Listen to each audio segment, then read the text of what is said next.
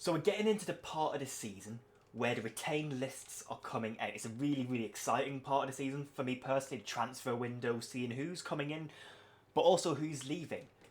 So I wanted to do something a bit interesting, and that is to have a look and see at the players released by Wycombe last year, in last summer, to see where Dave went afterwards and how Dave got on. In some cases, we've offered contracts to these players and they've decided to move on.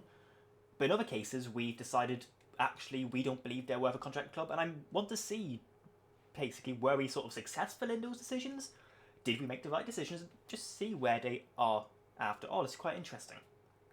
Now, the first one is Dominic Gape. He was a fan favourite and he was one of the two players offered a new contract by Matt Bloomfield, but he declined this with the club. Now, he went on trial with Gareth Ainsworth, Queen's Park Rangers.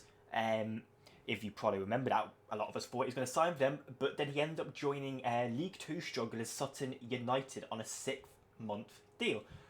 But he left after making just 4 appearances.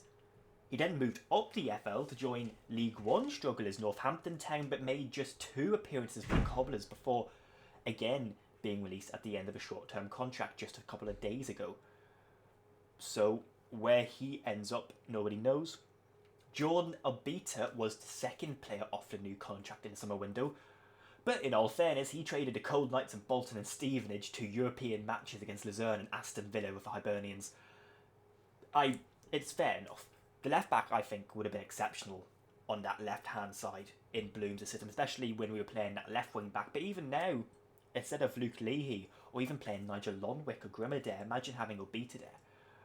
But he chose to go up north to Hibernians, and he's made himself a fan favourite in that time. He signed a new deal at Easter Road that will keep him there till the summer of 2026. So he's one of the ones that, fair enough to him, he's made a great success out of moving at the end of that window. Now, Curtis Thompson was one of the players who, a bit controversially, was not offered a new deal. Now, he was a hard-working player, loved by the club, and he secured himself to another League One club in Cheltenham Town, but he left in the summer window. He's then moved to Grimsby Town, where he has 16 appearances and 2 goals, and that's helped Grimsby avoid any possibility of relegation from the football leagues. He has another year left in his contract, having an 18-month deal signed in the winter period. So by all accounts, he's having a solid, if unspectacular, time down at Grimsby. Lewis Wing. It's the elephant in the room. That goal at Portsmouth, I was there at Portsmouth. I personally thought he was going to stay after that. Just did not work out. He's made himself a fan favourite at Reading, and well, so was his wife, and he has came out saying he would like to stay at the club. I believe he signed a 3-year contract with Reading, which is quite impressive given their financial situation. But yeah, look, he had a fantastic season with the Royals. Look, he 42 appearances, 10 goals, 8 assists, helped them avoid a really big relegation battle, and he was named their player of the season. That's one that, would he have worked in Bloom's system? Well, imagine him in the Potts role. But was he one that simply wanted too much money? Because Reading are still offering mega wages despite their situation. They're still a big club, so they're going to be offering wages that we won't be willing to. Now, Tyler Dickinson. Now, this was the young man who had the unenviable job of starting 4 League One games in the period before we signed Max Striek in the 2022-23 season. And the young study moved on and now plays for Walton and Hersham in the Southern League Division 1 South at Step 3. And now the club finished 7th in the league, and considering they were Step 6 just 3 years ago, they actually doing really, really fantastic. And Tyler's experience, he's played League One games, he's played Papa John's Trophy games at the time, I think it was called. His experience will surely be helping there. Jordan Willis, a strange one. The centre-back was brought in a short-term contract, I believe, in the winter window, and he was released at the end, and he didn't really seem to play on the Blooms. I don't think an own goal in one of Blooms' first games at the club didn't help that. And there was a lot of questions about his release at the time. I think a lot of people, including myself, were wondering, why don't we keep him? I think at the time we had played Grimmer at right centre-back.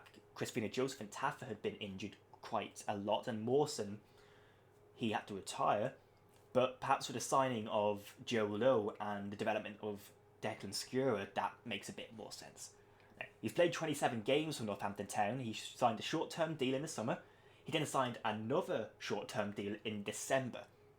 As of yesterday, when I researched this video, he has been offered a new contract by the Cobblers, but is yet to accept it. So he could stay at Northampton Town as they fall back into League 2, or he could try and move on and secure another League 1 level sort of spot. Daryl Horgan, the attacking midfielder, brought in, scored in his first game, looked amazing, never really offered it. Perhaps he just needed a new environment, or, well, a familiar one. He trained with Wycombe over the summer. He even appeared in a friendly versus Wealdstone, which I was actually at. He played fairly well. But he rejoined old club Dundalk FC in the Irish Premier Division. He got 3 goals and 2 assists in just 11 appearances.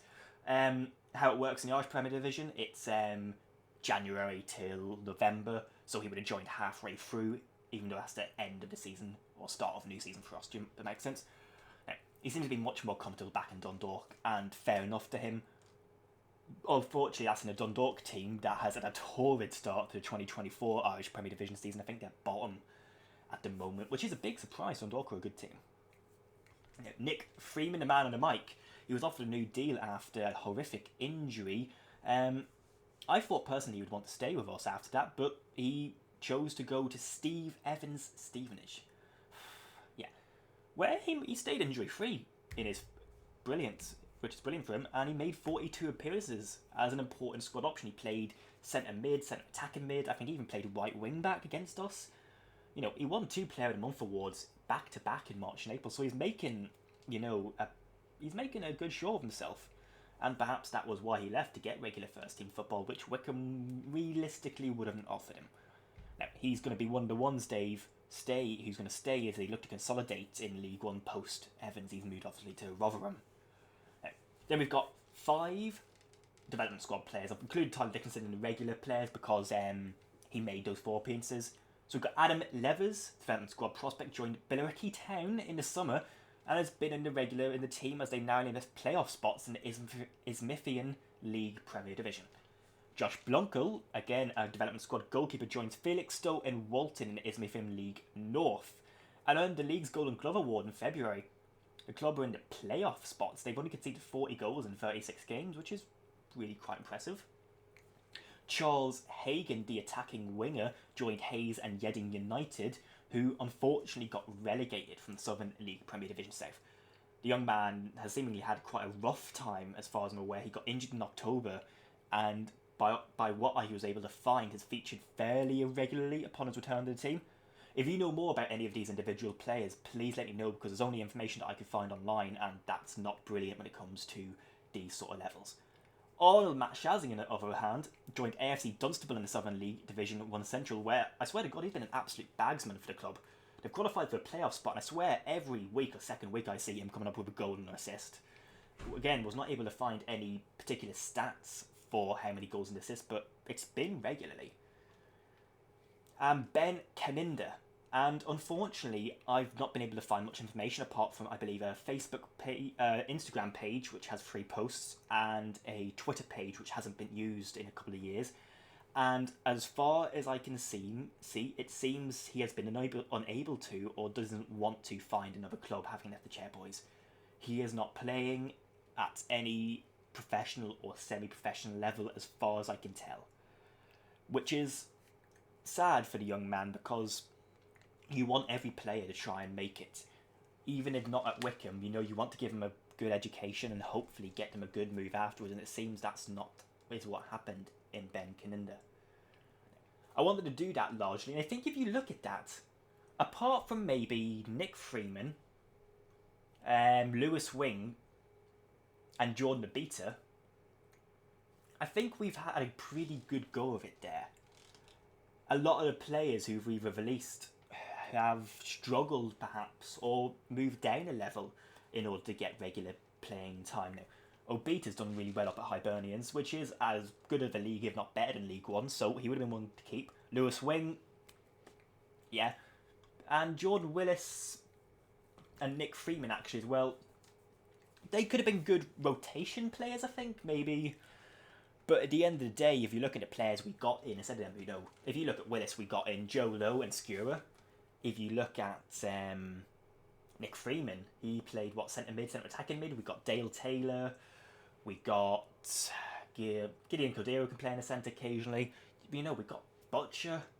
Got Luke Lee, who can play in the centre, but has been shifted to left back and left wing back and even left centre back. When you compare Nick to those guys, Luke been fantastic. You do see that almost difference in quality, so that makes sense. At the time, that was a move where Steve was joining a club that I don't know if I expect them to struggle against relegation, but perhaps not do as well as they did under Steve Evans. Fair enough. But we've done fairly well there, and I think Blooms has got a lot of the decisions spot on.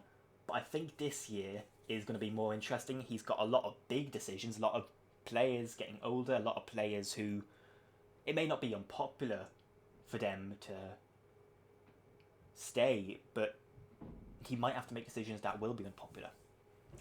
But that's a very quick one. I just wanted to do that very quickly. Let me know if you think any of the players we've let go last season, we would have kept. I know I've seen already people saying, we're going to get Dominic Gate back. Of course, there'll be the usual Fred Onyedema, there'll be the usual ones, probably Josh Knight, he's available from Peterborough, I believe. But I think we've had a really good window, 2 windows since that happened in terms of transfers, and just interesting to see all of them and see how they've got on. So let me know what you think. If you know anything more about those players that I mentioned in terms of, Levers, Blunkel, Hagen, Mashazia, Kaneda, let me know, because I would be really interested to see if you've watched them live since then, if you've seen them, some stats about them, anything like that, please let me know, because it's really interesting. But otherwise, have a great day.